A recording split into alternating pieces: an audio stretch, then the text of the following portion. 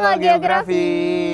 Kita ada di mana nih Teh sekarang nih? Jadi tuh kali ini Geopod Special Edition kita bakal berkunjung ke salah satu company di Indonesia nih. Betul, pemerintahan gak sih? Pemerintahan. Special Edition banget nih Geografi. Apa tuh Teh? Kita berkunjung ke BRIN. BRIN itu adalah Badan Riset dan Inovasi Nasional. Jadi kita tuh di sini bakal ke pusat teknologi satelitnya gitu mah. Yang pasti berhubungan banget sama geografi nih. Betul. Tapi tadi selama perjalanan sini gimana man tuh? Perjalanan sini kebetulan kita terbang dari Filipina ya ke Rancabungu. Jadi itu kita udah merancang ke seluruh dunia dulu guys buat sampai ke sini. Untuk bisa sampai ke sini, keren banget. Tapi emang ini keren sih tempatnya ya kan.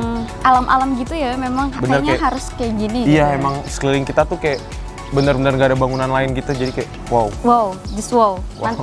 Kita punya special edition, jadi nantikan kita bakal ngapain?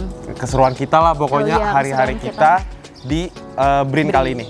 Oke, see you.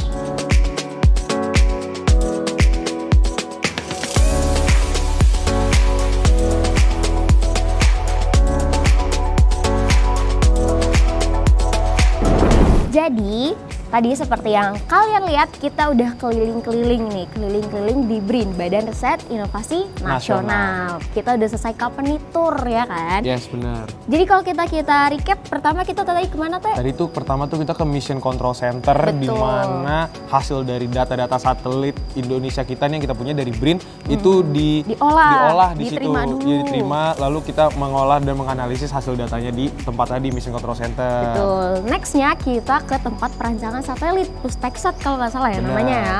Kita lihat benar-benar dengan mata kepala sendiri kayak, oh wow ini satelit tuh dibuat kayak gini gitu. Apalagi BRIN mau meluncurkan satelit baru gitu. Bener, ada satelit baru lagi yang nanti katanya tahun 2025 itu mau diluncurin. Betul. And now sekarang kita ada di sesi Geopod.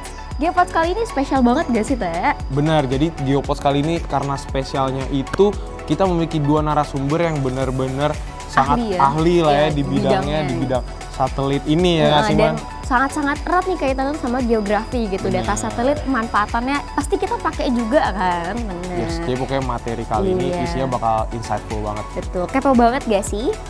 Stay tune. Kalau saya boleh intro dulu buat nanya-nanya gitu ya.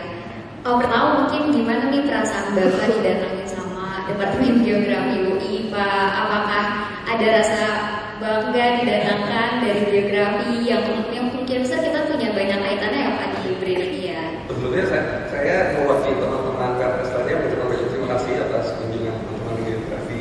Betul sekali teman-teman geografi ini sangat terkait ya tema-tema risetnya terkait pusat teknologi satelit.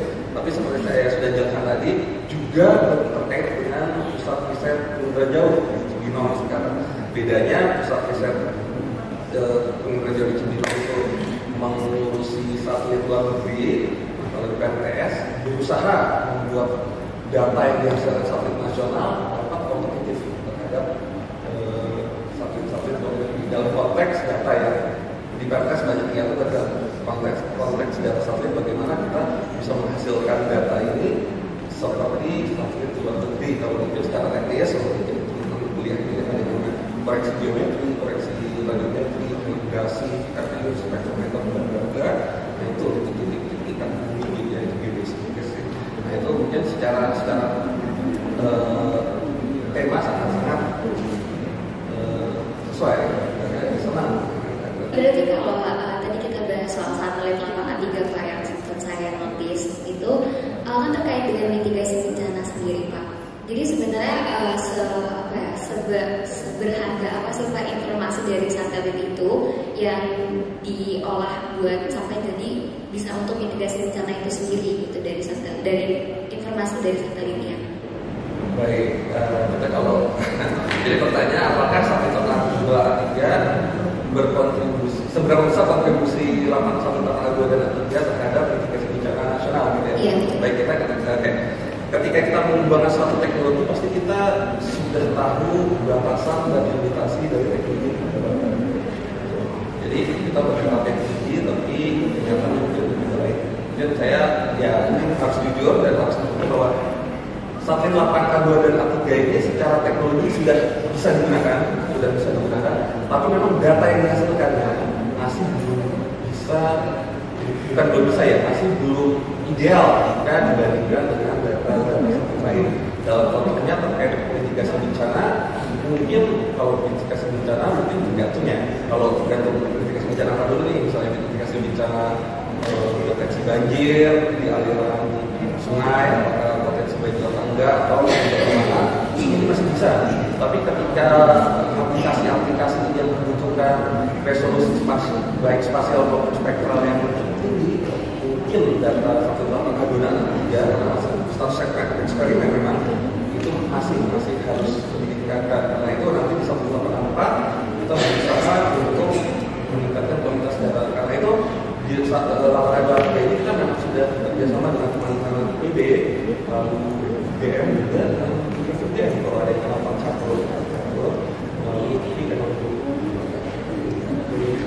lalu mungkin dari geografi ini kami belum punya link dengan saat ini baru pertama kali datang ke sini, kami bersama jadi mungkin apa sih yang terkait geografi, geodesi gitu ya, jadi mungkin kami terus ingin kerjasama karena sebagian besar dari kami ini ilmu sudah lawas ya, sudah lama gitu. Jadi kami mengharapkan support dari teman-teman akademisi di kampus ya, untuk meningkatkan data. Satelitnya sih bagus, tapi datanya itu masih harus ditingkatkan. Jadi berarti kalau emang ada satelit 823 sendiri dari akses datanya itu belum terbuka atau berarti masih di negara masih untuk akses itu sebenarnya sangat terbuka untuk umum, tapi mungkin terbukanya itu mungkin informasinya belum dibuka secara luas kali ya gitu ya. Jadi sampai tahun 2018 kami masih mensuplai data ke pusat bank data di Kayon, Kota Solo.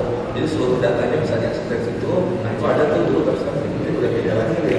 Dulu ada WW8, katalog, bla-bla-bla, ini ada Sentinel, Landsat, terus itu ada 3 gitu, waktu datanya masih di situ ke atas.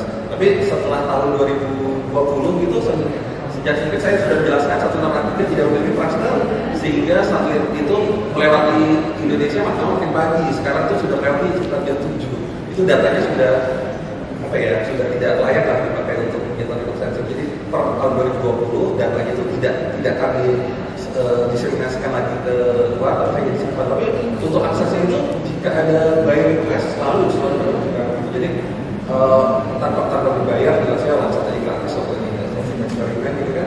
Jadi setiap ada beberapa mahasiswa request data dari data sekian daerah mana selalu kami bayar. Tapi mungkin teman-teman di Indonesia itu mahasiswa-mahasiswa itu masih belum informasinya mencari di mana, menghubungi siapa itu masih.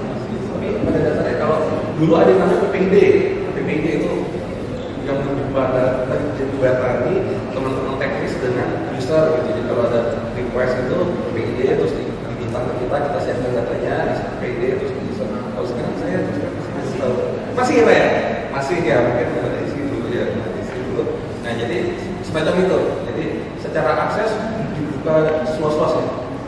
Berarti kayak kalau buat mahasiswa mau kayak penelitian gitu kan, bisa berarti akses dari tugas akhir sampai dikasih apa?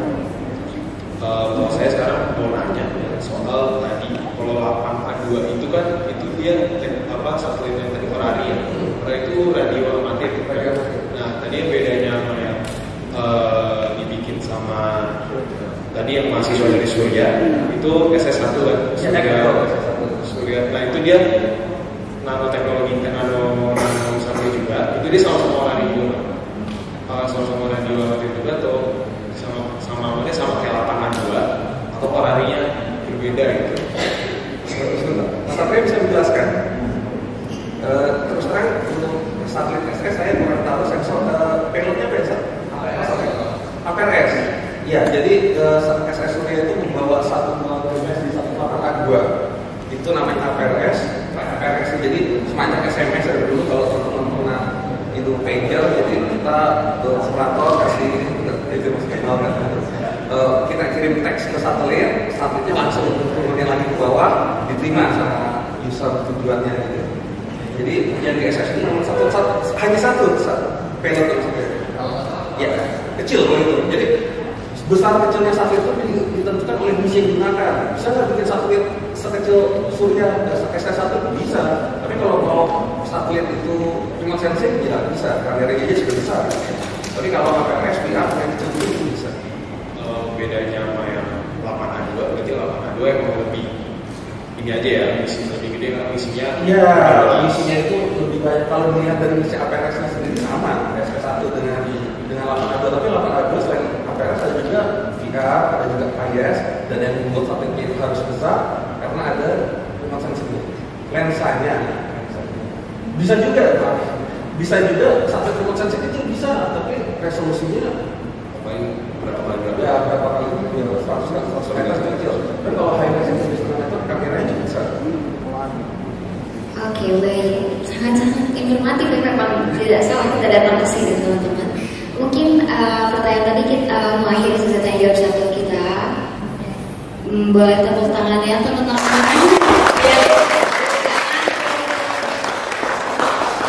Waduh, topik kita kali ini kayak berat banget gak sih, Teh?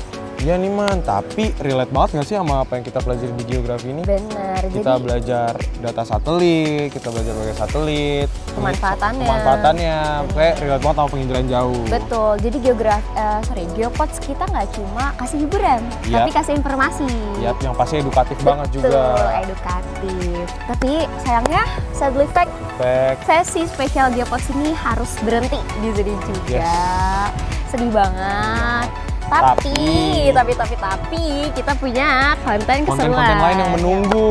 Betul, apakah kita akan ke company kanan, atau company kiri, atau company yang hijau, atau yang kuning mungkin? Nah, ya kan yang mana tuh? Pokoknya nggak sabar banget buat nungguin konten lain. Betul, tapi sebelum itu kita mau ucapin makasih dulu buat teman-teman yang udah nonton dan ikutin keseruan kita di sesi spesial Geopods kali ini. See you on the next episode. Bye-bye.